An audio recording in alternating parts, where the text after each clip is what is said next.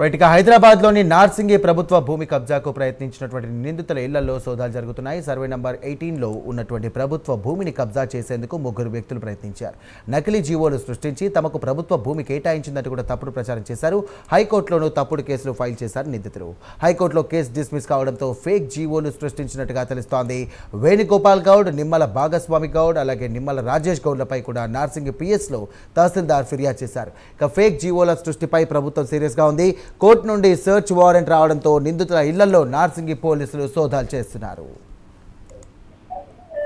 Right, ఇదే అంశానికి సంబంధించి మరిన్ని డీటెయిల్స్ అంశానికి ఫోన్ ద్వారా మా కరెస్పాండెంట్ హరికృష్ణ సిద్ధంగా ఉన్నారు. హరికృష్ణ, చెప్పండి, అసలు ఏం జరిగింది? అక్కడ పోలీసులు ఏమంటున్నారు? నిందితుల ఇళ్లలో ఏమన్నా ఆధారాలు ఏమైనా లభించాయా?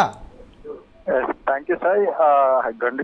హైదరాబాద్ లోని గండిపేటలోని సర్వే నెంబర్ 18లో ఉన్న ప్రభుత్వ భూమిని కబ్జా చేసేందుకు ముగ్గురు నిందితులు ప్రయత్నించారు. అయితే నకిలీ జీవోలు సృష్టించి తమకే ఈ ప్రభుత్వం ఈ భూమి కేటాయించిందని చెప్పేసి ప్రచారం హైకోర్టులో తప్పుడు కేసులు ఫైల్ చేశారు నిందితులు. ఇటీవల హైకోర్టు ఈ యొక్క కేసులను డిస్మిస్ చేయడంతో ఈ యొక్క బండారం మొత్తం కూడా బయటపడింది. అయితే వెంటనే గండిపేట తహసీల్దార్ వేణుగోపాల్, నిమ్మల భూస్వామి, అదేవిధంగా నిమ్మల రాజేష్ గౌడ్ పై నార్సింగ్ పోలీసులకైతే ఫిర్యాదు చేయడం జరిగింది. అయితే ఫేక్ జీవోలు క్రియేట్ చేయడం పట్ల ప్రభుత్వం చాలా సీరియస్ గా తీసుకుంది.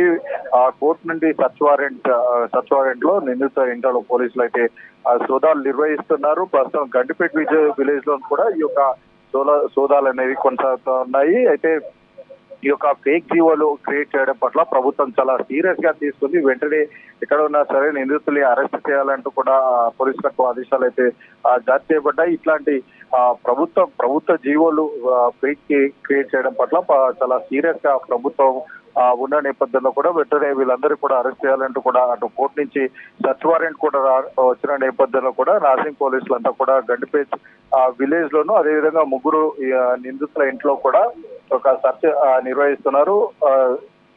నిర్వహిస్తున్న పరిస్థితి అయితే ఉంది. అయితే ఫేక్ జియో క్రియేట్ చేయడం పట్ల ప్రభుత్వం చాలా సీరియస్ గా ఉంది.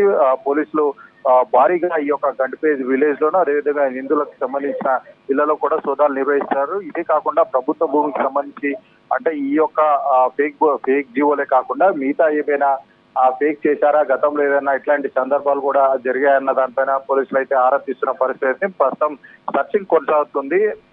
త్వరలోనే మరిన్ని విషయాలు బయటకు వచ్చే అవకాశం అయితే ఉంది. Thank you Harikrishna.